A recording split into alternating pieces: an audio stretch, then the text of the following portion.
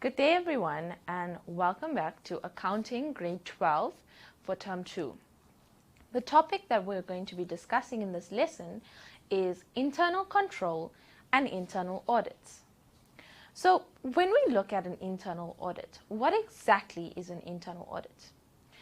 Who does the audit itself? So an internal auditor creates and maintains control processes and recommends improvements to the controls. So whatever control measures we've got within the company and within the financial statements, we have an auditor that maintains those control processes to make sure everything is going according to plan and that it is accurate information that is being passed forward.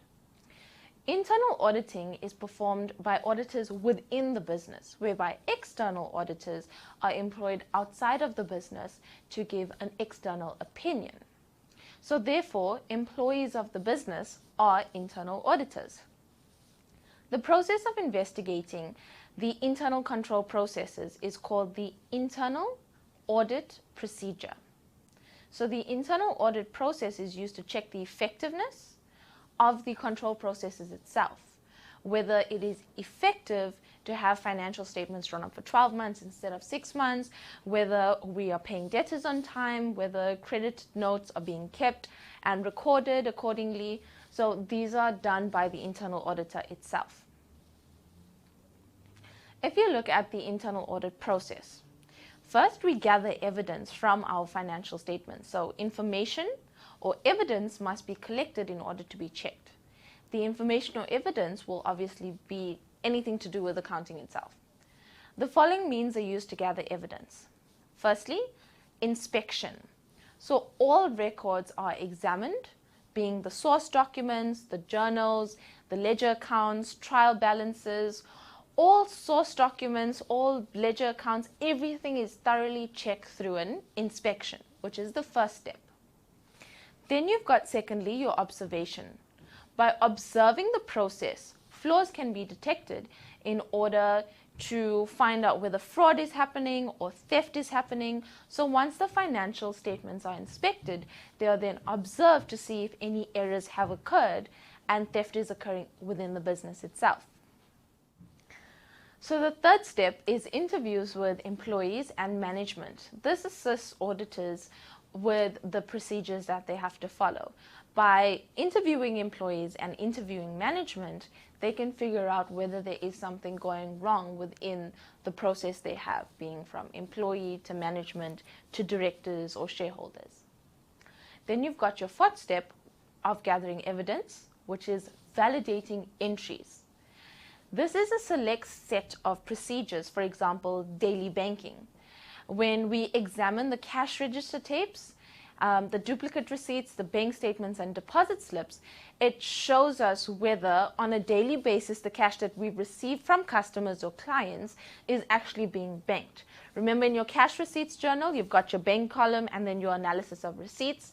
This shows us that on a daily basis, we're banking the money that has been received in order to increase the revenue in the company. The auditors will then validate these entries. You've got your fifth step, which is reprocessing.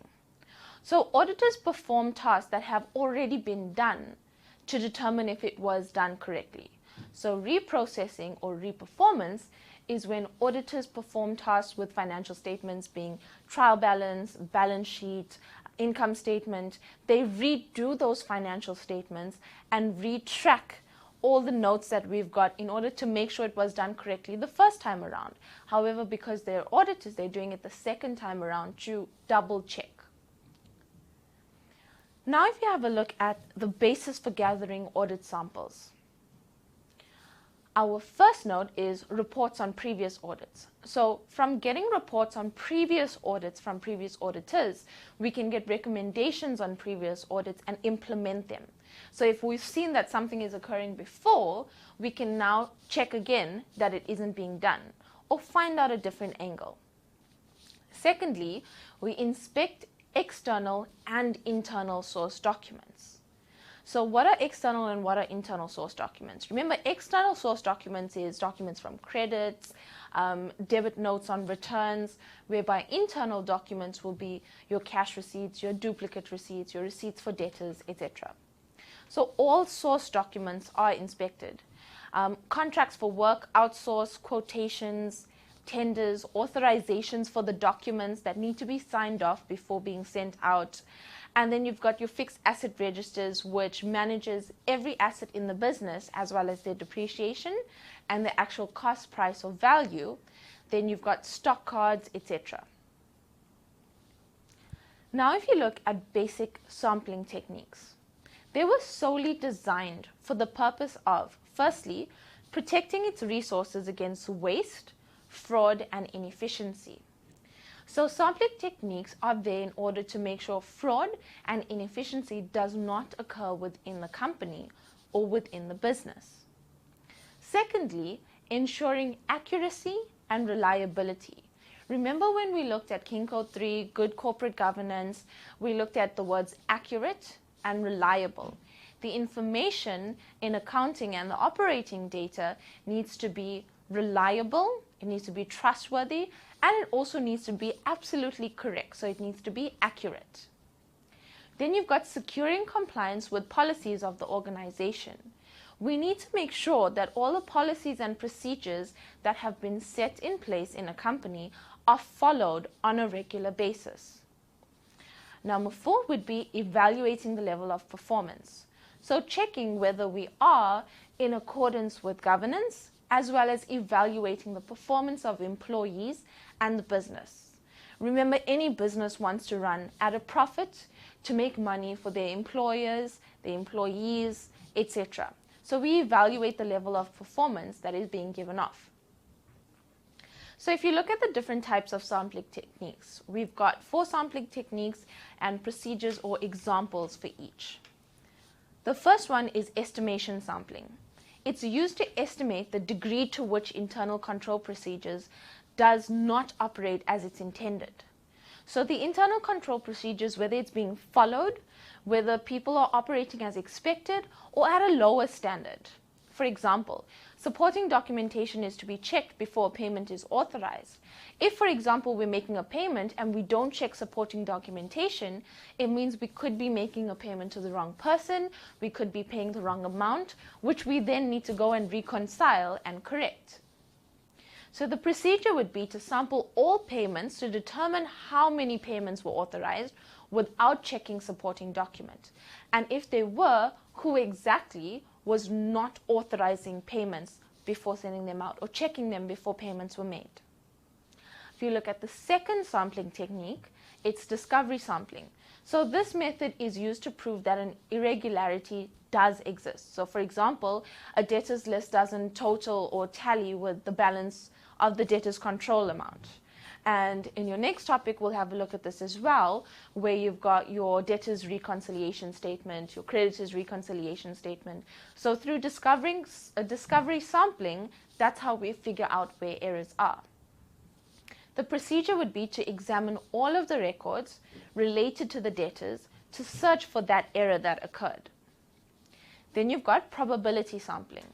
This technique is used to determine the monetary value of the error. So remember, we said it could be a wrong date, it could be a wrong amount. So with probability sampling, we check the actual value or amount of the error. For example, if the trial balance debit column exceeds the trial balance credit column. So remember, your debit and your credit columns both need to equal. The procedure is that you check all the ledger accounts that have been posted and if they've been posted correctly. Because remember, when you're posting from your ledger accounts to your trial balance, it needs to add up. And in every ledger account, you will have, for example, in your balance sheet account section, they will be balanced off, whereby in your nominal account section, every account must be closed off to their contra account. Then the last sampling technique is statistical sampling. This is most commonly used as an auditing technique. So items are randomly selected to validate that there's no known irregularity. For example, if 500 checks are issued for the month, then the auditor will check 50 checks. So 10% of that 500 checks was actually checked by the internal auditor to determine whether the internal control measures were effective and they were applied to the company's financial statements itself. Now we look at internal audit reports itself. So this report is addressed to the senior management of the company or business. It's addressed to the auditing committee as well as the directors of the company. And it focuses on the internal control processes of that specific company. Now, the report will comprise of the description of the checks that were carried out by the auditor, the findings of the tests, whether they were positive or negative, the persons that were accountable if any errors have occurred within the financial process, and recommendations. So, number 4, recommendations to improve internal control if it's necessary. However, if the findings were positive and not negative and nobody needed to be held accountable, then there doesn't need to be any recommendations to improve the internal control within that specific company. Now, looking at accountable management of resources, it's the responsibility of management to safeguard the company's assets. So each employee should be accountable for the success or failure of his or her own tasks. They shouldn't be accountable for things that are not in their area of expertise or what they were employed for. Each employee should handle every task with integrity and honesty using appropriate internal control measures within the company itself. Now remember, employees of the business may not ever make decisions without management approval or approval from the directors themselves. And all employees, including managers, will take full responsibility for their decisions, also for their mistakes and inabilities to perform their duties. Now we've got a table with the difference between the roles of internal auditors as well as external auditors. An internal auditor is employees of the company, whereby an external auditor is independent of the company and employed outside of the business. An internal auditor is there to evaluate the internal control systems and make recommendations for any improvement within the business itself, whereby an external auditor assesses financial records, gives an independent opinion on the accuracy of the financial statements, and then leaves it with the business to deal with. The internal auditor only audits all aspects of the business, whereby an external auditor audits the financial records. With an internal auditor, an audit is done throughout the entire year, whereby an external auditor usually does an audit at the end of a financial year. So with an internal auditor, the company is not required by law to have an internal auditor, whereby with an external auditor, it's required by law for all public companies. With an internal auditor, they examine all records intensely. But an external auditor does a sample audit.